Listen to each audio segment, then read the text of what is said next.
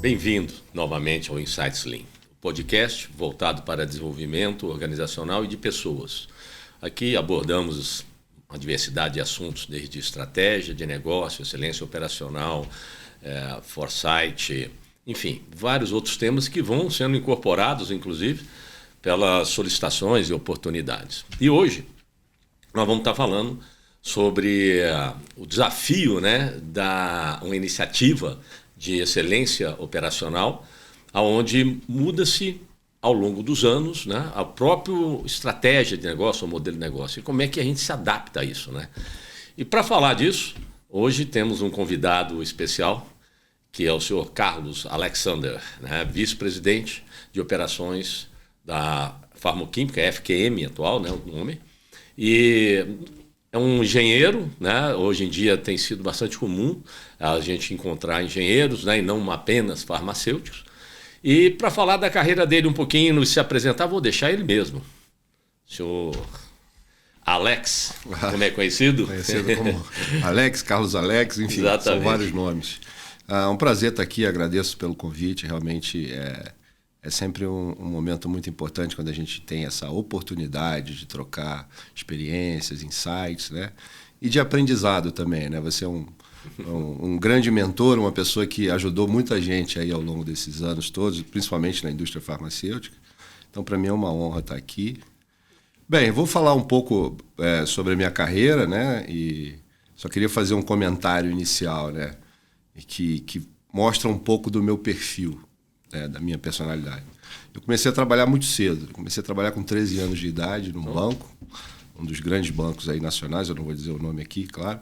Não vai fazer propaganda? Não vou fazer propaganda de banco. E por que eu estou dizendo isso? Porque uma das coisas que eu mais considero como importante no perfil de um líder, de um executivo, seja qual posição ocupe dentro de uma organização, é a resiliência, a flexibilidade, a capacidade de se adaptar. E quando você começa a trabalhar cedo, atendendo o público, num banco privado, você tem muitas experiências com gente. Então isso me ajudou muito. Falando um pouco da minha carreira na indústria farmacêutica, eu comecei metade dos anos 90. Naquela época, o dólar estava 1 para 1, então as multinacionais estavam começando no mercado brasileiro, um mercado que tinha um grande potencial de crescimento. Então foi uma época assim de muita fartura, Muito crescimento, muita oportunidade, muito investimento em fábrica, em plantas. A Anvisa estava começando a se organizar, então havia ainda uma certa flexibilidade na obtenção de registro de medicamentos, de produtos para a saúde, etc. Pela própria carência do mercado, Eu achava que a indústria farmacêutica era realmente o melhor segmento. Mas desde aquela época eu já via muito desperdício. Eu me lembro muito bem que a gestão das operações, da produção e dos estoques, era assim, não tinha nenhuma consideração com desperdício, com otimização de recursos. Até com capital, eu me lembro disso também. O pessoal não se falava em como se estoque fosse um problema. Estoque não Ele era quanto mais melhor, Estoque não era problema, máquina não era problema, equipamento, Principalmente multinacional. Exatamente. Você ia lançar um produto, você comprava um equipamento, construía uma área só por causa daquele produto. E aquele produto, às vezes, não tinha sucesso no mercado. Então você ficava com aquele investimento lá parado. E as pessoas que geriam as linhas de processo de produção, elas não estavam preparadas para isso. Elas não tinham essa visão de fluxo, não tinham visão de eliminação de desperdício. Porque todo mundo tinha aquela sensação de que tudo era abundante, que capacidade não era problema, investimento não era problema. Só que isso veio mudando ao longo do tempo. O mercado foi se tornando cada vez mais competitivo. A concorrência aumentou. A concorrência aumentou, e eu particularmente considero o Brasil um dos mercados mais competitivos do mundo. Pelos seguintes fatores. Você tem um mercado que, primeiro, o preço é controlado. Todo ano você tem um ajuste de preço, o governo controla isso, a CMED. Como o preço é regulado, o governo controla o reajuste de preço.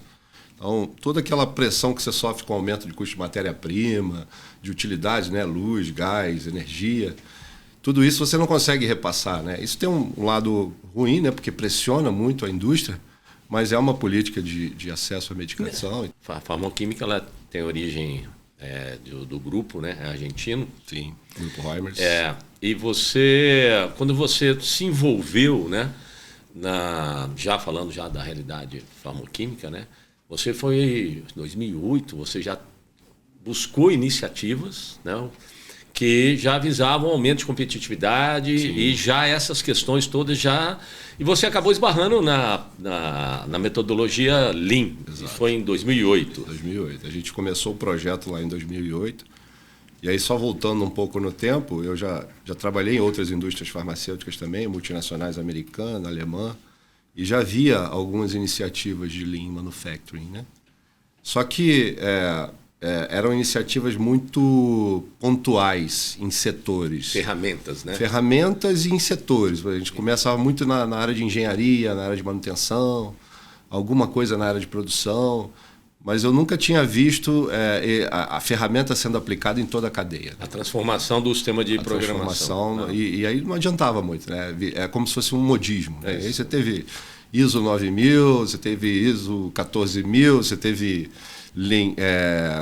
o Six Sigma, enfim, várias ferramentas aí que eram utilizadas de forma isolada, então você não tinha realmente a transformação necessária. Eu me lembro, né, assim, trabalhamos juntos lá, né, nessa transformação, e realmente houve um impacto muito grande em aceitação, né, da forma de planejamento, programação, do sistema puxado, em fluxo e tal. E os resultados foram bem significativos. Me lembro na época, né? Chegamos lá até quase 99,9%, né, de atendimento, ou seja, sim, nível de serviço. 0,8 backorder, uma coisa baixíssima, em relação ao faturamento. Né? Isso foi um impacto muito grande desse sistema de transformação. E a gente acabou descobrindo muita capacidade, né? Tinha aquilo que parecia não ter, na hora que você organiza em fluxo, estabelece ali uma rotina inicial, né? Tem uma passagem muito interessante, né? Que quando eu comecei a trabalhar lá, eu já vinha com essa visão de trazer a metodologia Lean para a empresa, né? Já enxergava o potencial disso, já tinha esse sentimento de que o mercado ia se tornar cada vez mais competitivo, né? E eu me lembro que o primeiro projeto que eu esbarrei lá quando comecei a trabalhar era a construção de um depósito para material semi-acabado. Então a gente ia construir um prédio com um elevador para guardar o material semi-acabado, porque não dava mais para transitar pelos corredores da produção de tanto material semi-acabado. Tinha mais estoque de semi-acabado do que de matéria-prima, de produto acabado na rua. E foi um momento muito interessante, porque a empresa estava em franco crescimento, né? Lançando um produto atrás do outro, com o suporte lá do Grupo Reimers. A gente estava trazendo muitas moléculas dos Estados Unidos, da Europa, que eram algumas já cópias similares de algumas outras medicações que já tinham naquele momento no Brasil, mas outras eram inéditas, né? Então, assim, a área comercial bombando, o marketing bombando e a fábrica lá se afogando em semi-acabado, querendo construir um depósito caríssimo. Né? E aí, a primeira coisa que eu fiz, não, para tudo. A gente começou a fazer a prospecção da parceria para trabalhar com a consultoria Lean. E aí, dei a sorte de encontrá-lo, da gente se conhecer, né? Começamos a trabalhar. A força da visão de fluxo, né, orientado, que a gente chama, né, a metodologia que a gente denomina na Borgatti de Lean Demanda Driven, né, que é bem orientado para a demanda. Você organizar em fluxo, né, e estabelecer o sistema puxado é muito poderoso, né? Sim. Aparece capacidade onde você achava que não tinha, né? Aparece espaço, né, onde você achava que não tinha. Então é uma visão de fluxo orientada, ritmada, né, com uma produção ritmada. Ela é muito poderosa. Mas aí tem o seguinte: gostaria que, na sua visão, né, do sucesso que teve, né, já e vem perdurando dentro do processo de produção, propriamente dito, surgiram provavelmente outros desafios. Como é que evoluiu isso? Como é que envolveu isso outras áreas? Como é que foi a sua experiência nesse sentido aí? Um dos grandes medos que nós tínhamos, né, é justamente essa adesão da ferramenta Lean, da filosofia Lean. Né? Na verdade, a gente está falando de ferramenta e de cultura. São as duas coisas juntas. Né? É a cultura da melhoria com ferramentas, né, orientadas para resultado, fluxo e tal. A gente tinha um medo muito grande de que esse processo, essa implementação e essa cultura que foi bem implementada na produção, ela não se expandisse para as outras áreas. E aí chegou num ponto em que você não conseguia ter mais resultados se não houvesse essa expansão para as outras áreas. O gargalo mudou de lugar, né? O gargalo mudou de lugar. A gente sabia muito bem onde estava o gargalo na fábrica, né? Mas tinha planejamento, controle de qualidade, a própria área de supply, logística. Eu me lembro uma vez que a logística não era integrada na operação ainda, ela era ligada à área comercial, como é em algumas outras empresas. E eu até acho que pode ser, contanto que haja um entendimento, aí, um alinhamento do que... Ou tem uma metodologia técnica que o pessoal do comercial normalmente não domina, desde que ele esteja com suporte metodológico. Né? Eu me lembro que teve uma vez que a gente estava produzindo, tinha venda, ou seja, tinha demanda daquele produto que estava sendo produzido, e o gestor do depósito mandou fechar o depósito porque o depósito estava cheio. O cara mandou fechar o depósito, a gente não podia mais produzir. Por quê? Não, porque o gerente de logística mandou fechar o depósito. Então, essa foi uma passagem muito engraçada. Eu, na hora, peguei o telefone, liguei para ele e falei, meu amigo, olha só.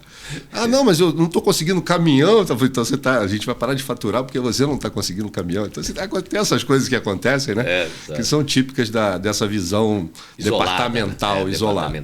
E aí a gente expandiu o projeto, né, inclusive com uma expansão da área de operação, um crescimento do organograma mesmo da área de operação.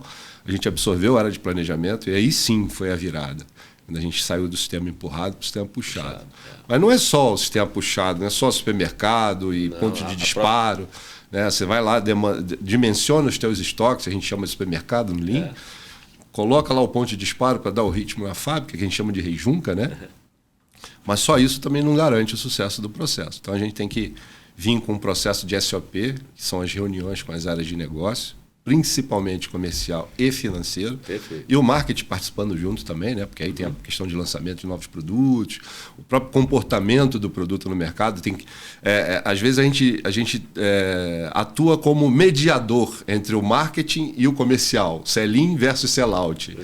E esse entendimento da importância desse entrosamento é o mais importante. E o financeiro está ali para ele entender muito bem quais são os movimentos que a gente tem que fazer para atender o cliente, para atender o mercado. Né? Às vezes você compra uma matéria-prima demais porque o produto está vendendo e o cara do financeiro vai olhar lá o budget achando que não vai vender, mas o produto está vendendo. Exato. E aí ele questiona, por que você está comprando tanta matéria-prima? Como ele participa da SOP, ele já percebe todos esses movimentos e acaba ficando integrado e aceita melhor todas essas variações. Aí a discussão fica mais madura, né? Muito você mais, tem a visão financeira, você tem a visão de logística, você tem a visão comercial e tem a visão de capacidade, né? De produtivo, porque às vezes você tem que gerenciar a capacidade fazendo outras opções, né? Isso aí, exatamente. E eu me lembro também, aí você me corrige aí se eu estiver errado, mas eu lembro que uma hora o gargalo também foi para o controle de qualidade, exatamente, né? Porque aí o lead time estava indo lá para cima. Quando a gente começou o projeto, não sei se você se lembra, tem tanto tempo, né?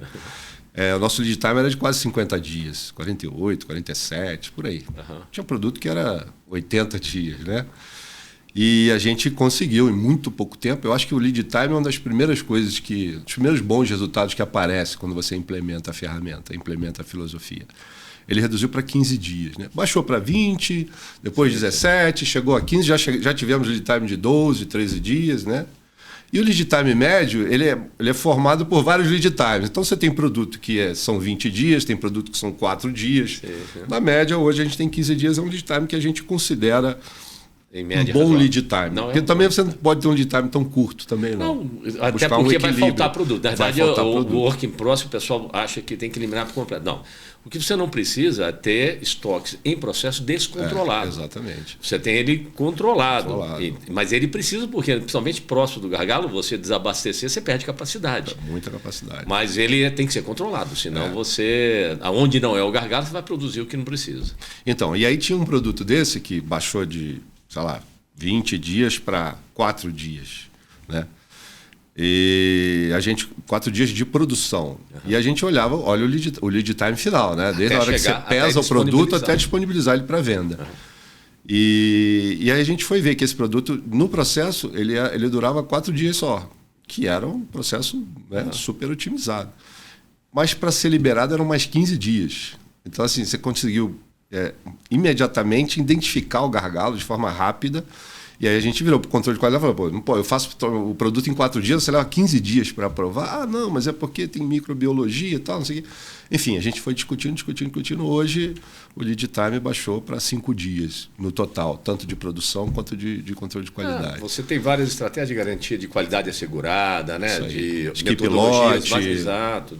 Exatamente. É uma questão de provocar mesmo, né? Então a solução ela aparece quando a gente encara o desafio, né? A gente identifica o gargalo e vamos buscar. Isso é bem interessante. E acabou hoje, você tem mais áreas envolvidas, né? Você tem uma série de iniciativas em áreas até de pesquisa e desenvolvimento, né? Está envolvido com metodologia de fluxo. Exatamente. Aí, passando um pouco dessa experiência, né? Desses insights práticos, essa metodologia pode ser aplicada em qualquer área, desde a área financeira até a área de novos negócios, produção. E dos elementos chaves para você manter a cultura sempre renovada, né, é você estar buscando treinamentos periódicos. Todo ano a gente faz treinamento na fábrica.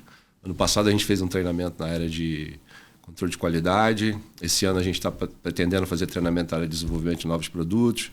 A área de desenvolvimento de materiais de embalagem, que é uma área que é gargalo para todo mundo, participa de todos os processos, desde o lançamento até as parcerias, até desenvolvimento de novos fornecedores.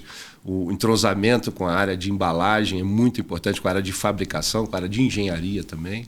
Então, essa questão de você estar sempre buscando treinamento. Até porque é dinâmico, né? Você vai mudando alguns processos, algumas coisas vão evoluindo e vão surgindo novas necessidades. A gente já teve, no passado, há cerca de 5 anos atrás, você fez um trabalho lá com a área de PDI, nesse processo de lançamento de novos produtos, que é um processo muito complexo, porque envolve as áreas de negócio, né? Então você começa lá desde a lista de desejos lá do marketing, da área médica, até você transformar aquele desejo em realidade.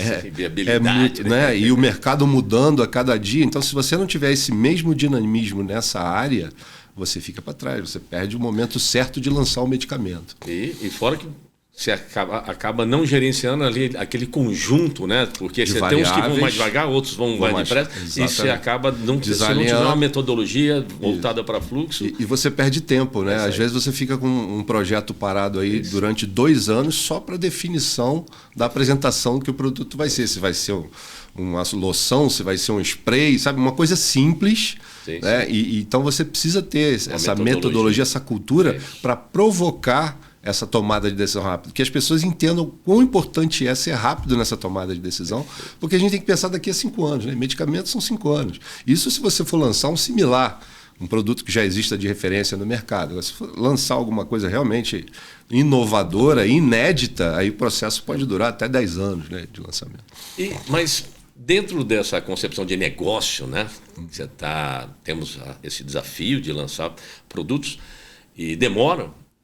A farmoquímica, nos últimos anos, a gente vem acompanhando um crescimento exponencial, né, no seu faturamento. Né? Eu sei que a fábrica não cresceu tanto assim. Então, o que aconteceu? Não. O que aconteceu? Felizmente, né? Mudou o modelo de negócio? Como é que é isso? A transformação na farmoquímica é impressionante. Né? Eu estou lá há mais de 15 anos. A gente saiu de um patamar de faturamento aí de, sei lá, vou falar número aqui que não é legal, né? Mas eu diria na casa de $500 milhão, né? E passamos dos bilhões hoje em dia. Passamos dos bilhões. Muitos outros também cresceram dessa forma. E a gente experimentou aí um modelo de negócio bem diversificado, né? Além da diversidade que a gente tem nos produtos, então a gente tem xarope, líquido, spray, comprimidos sólidos orais, líquidos orais, injetáveis. A gente tem todos os produtos que você imagina no portfólio. Alimento, nutracêutico, cosmético, tem todas essas especialidades. Né? A gente tem também modelos de negócio diferenciados, diversificados. Então, a gente tem produto que a gente compra matéria-prima, pesa e manda para o terceiro fabricar. Tem produto que é feito full service no terceiro. A gente só não terceiriza ainda, até por uma questão de foco, de objetivo de negócio, né? Mas acho que é uma possibilidade no futuro as pessoas pensarem nisso para otimizar o uso da capacidade instalada e tal. A gente tem parceria com grandes empresas. Então, hoje você compra um medicamento já de uma marca já solidificada, com peso de mercado, traz ela para fazer a parte de distribuição, para usar também a nossa capacidade de representantes médicos, né? E isso agrega valor no nosso portfólio dos nossos próprios produtos. Você traz uma marca de peso, coloca junto com o teu produto. Então isso abre as portas lá do consultório médico, o endócrino, o cardio, o SNC, o cara vê lá o produto já consagrado junto com o produto da farmacoquímica. Isso institucionalmente é muito bom para a organização. Mas traz toda uma atividade de planejamento, toda uma atividade administrativa e de logística também, que é uma carga muito grande. E aí, quando você tem a tua operação com essa mentalidade, com essa filosofia enxuta, né, essa cultura da melhoria contínua, você consegue absorver essas atribuições. É isso que eu ia perguntar para você.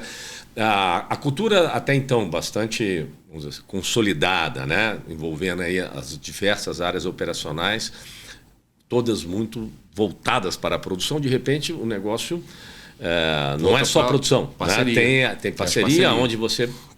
A cultura se perdeu ou surgiram novas áreas e foram incorporadas? Como é que aconteceu? Eu diria, a gente, óbvio, teve que fazer alguns ajustes, principalmente no número de pessoas, né? Então, algumas equipes a gente teve que aumentar o número de pessoas, mas esse impacto foi muito menor porque a gente já tinha essa cultura de absorver mais, de fazer mais com menos, né? De buscar a melhoria dos processos. Para você ter uma ideia, a gente tem hoje 3 grandes parcerias e estamos abertos aí para muitas outras parcerias. E a gente já faz a nossa SOP com o nosso time marketing, comercial, financeiro. Cada parceria representa mais uma SOP. Então é mais uma reunião, é mais um conjunto de análises que tem que ser feitas, né? E cada parceria tem lá 2, 3, 5 produtos. E cada produto tem a sua característica. Então, por exemplo, é muito mais difícil você administrar um produto de um terceiro que tem um lead time de entrega aí de 90 dias, de 60 dias. E, geralmente, o prazo de validade do produto dele é menor do que o nosso, né? Então, às vezes, você tem aí um produto com prazo de validade de 24 meses, o cara leva 5 meses para te entregar, né? Ele já chega para você com quase... E a gente trava com 12 meses. A gente trava com 12 meses, né? Então, se esse produto não chegar, não girar rápido, não for para o mercado rápido, né? A demanda, se ela não acontecer de forma rápida, a logística, se não acontecer de forma rápida, você começa a ter um outro problema, que é o descarte. Ou seja, isso aí envolve até um novo relacionamento com o próprio canal de distribuição, um entendimento da importância dessa dinâmica e essa flexibilidade com relação. Eu diria a você que a área de planejamento hoje, dentro da área de operações, ela tem uma interface quase que 60% maior com parcerias do que... É 60% parceria e 40% a fábrica.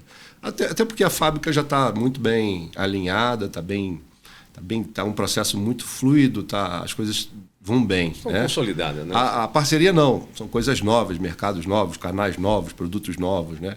E para você ter uma ideia, a parceria com as multinacionais, quando a gente observa com o contato que a gente tem com as multinacionais, elas criam departamentos próprios para ter relacionamento com a gente. E a gente tem só um departamento e absorve todas essas atividades. Isso, a importância da cultura Lean na otimização dos processos. Né? Perfeito.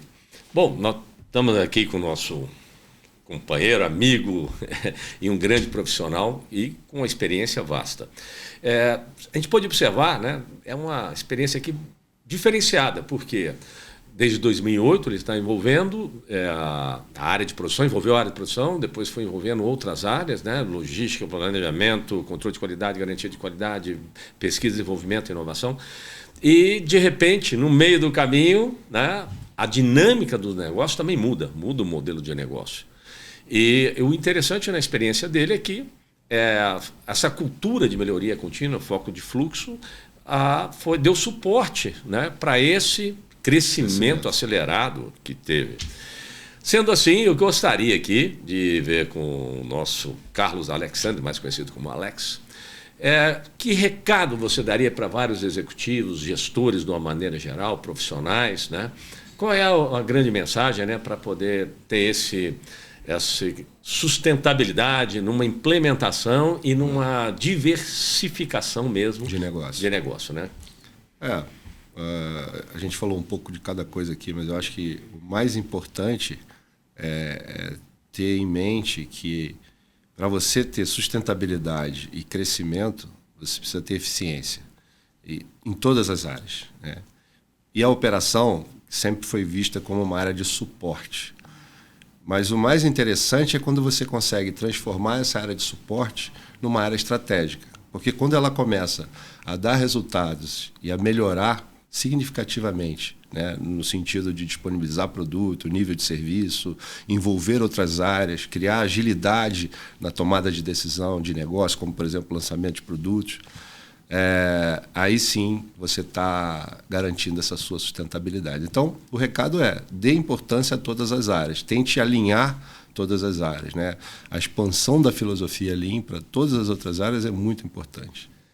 E eu acho que seria interessante também a sua visão, a sua colaboração para a gente aqui finalizar. Como é que você vê essa questão da tecnologia, robotização, IA, né? Como é que isso está envolvido nisso? Como é que você está vendo essa tendência? Só se fala em IA agora, né? IA virou a palavra do momento, né? IA e sorvete de pistache também. Nunca vi tanto sorvete de pistache na minha vida. Mas a indústria farmacêutica é um processo de batelada, né? Sendo bem técnico. São máquinas, né? Então você tem um processo de fabricação, um processo de embalagem, então não é um processo contínuo.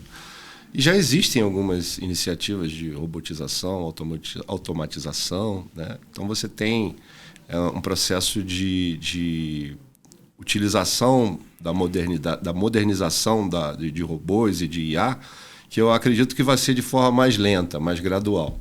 Agora, a IA na gestão não, na administração não. Então, a IA na área de planejamento, para você fazer o alinhamento dos principais riscos de desabastecimento, de excesso, comportamento de produto no mercado, análise de sell-in versus sell-out. Né? Então, acho que isso vai acontecer de forma mais rápida. A gente já tem algumas iniciativas lá.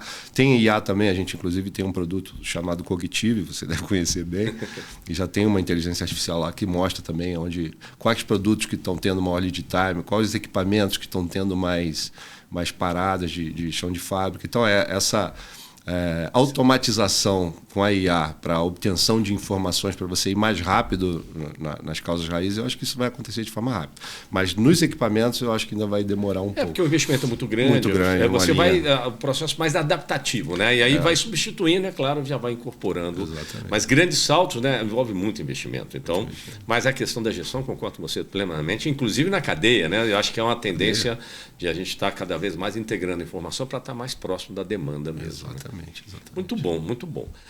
Senhores, eu queria agradecer imensamente aqui a participação do senhor Carlos Alexander. E, mais uma vez, lembrando que sigam nossas redes sociais. Temos aí outros podcasts, né? Está no YouTube, estamos no Instagram, LinkedIn. E agradecemos aqui, senhor Carlos Alexander, por Muito esse obrigado. momento nosso de discussão, de visão, de experiência. E até o próximo podcast. Tá, obrigado, Borgatti. Um grande abraço.